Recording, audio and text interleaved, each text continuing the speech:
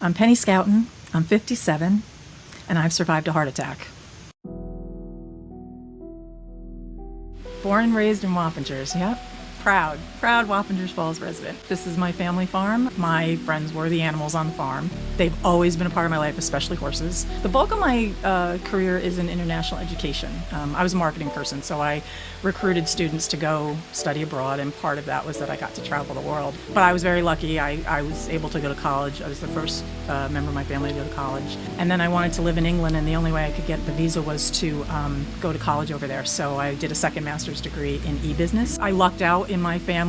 Our body type tends to be sort of a healthy weight, even if we're eating badly. And I didn't really have to work out when I was modeling it. I was working in the fashion field as a kid, and I missed a lot of school, so I ended up going to Dutchess to get my associate's and my high school degree at the same time.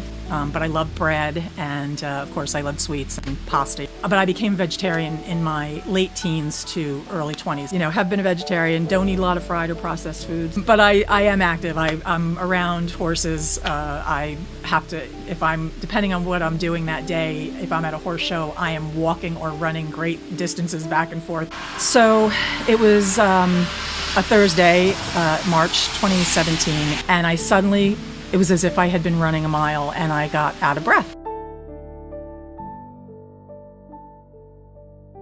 And tried to catch my breath, and eventually I did, and I didn't think anything of it. I don't know why, but I just didn't. And so I went to bed that night, and I woke up the next day, and I had pretty bad chest pain. But I had been laid off. It had been a few weeks, and so I have had anxiety since I was a kid. I figured this was just something new with anxiety.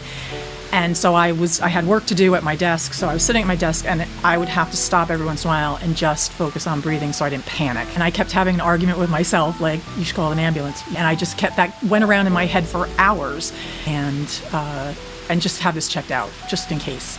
And so I went into the urgent care. I got in really quick. I had a female doctor.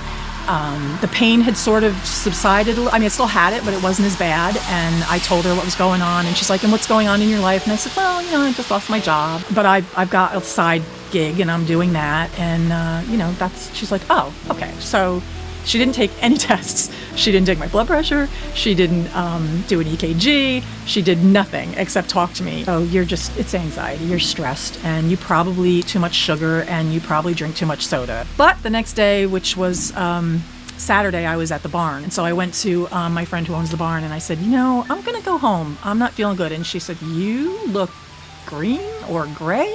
On Sunday, my best friend's mother went into the hospital, and they didn't want to leave her alone at night, so I offered to sit with her at night. One of the nurses on the Thursday, now it's been a week that I've been having chest pain, and on that Thursday, one of the nurses came in and overheard us talking, and she said, "You're having chest pain?" And I said, "Well, no, not right now. It's hardly at all." I said, "But I've been having it for a week." And I went to the urgent care, and they told me that it was just anxiety, and I have anxiety, so I'm sure that's what it is. And she's like, "You should go down to the ER." And I said, "Well, I can't, because I'm sitting with my best friend's mom." And she's like, "Well, you really should. Think about it." They took my blood pressure, they did an EKG, and they took a blood test, or they took blood. And then I went and I sat out in the waiting room for 3 hours. And they came to me, and they're like, "Get in the wheelchair." And I'm still laughing and talking, and "Geez, what do you think's going on with me?" And he goes, "Oh, you're having a heart attack."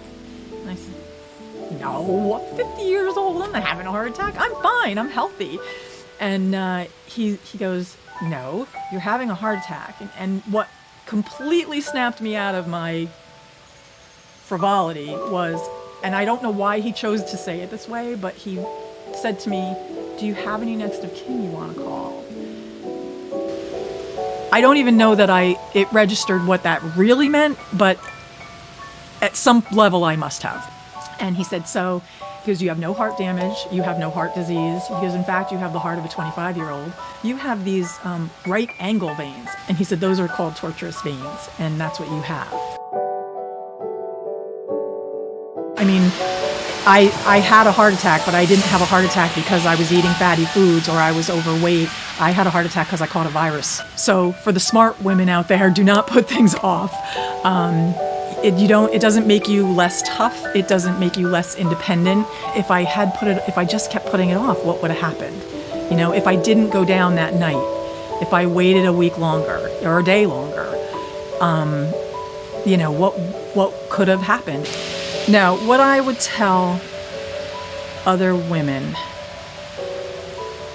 because part of my personality is to push through. It's how I was raised. And so we don't complain and we get it done. If you have chest pains, do not walk around for a week and live in your life, forcing yourself to live your life. The nurse who said go to the ER and who kept checking to see when the ER was clear. Because honestly, I wouldn't have gone. I just wouldn't have gone. I would have stayed with my best friend's mom. I would have came back the next day. And then I don't know what would have happened.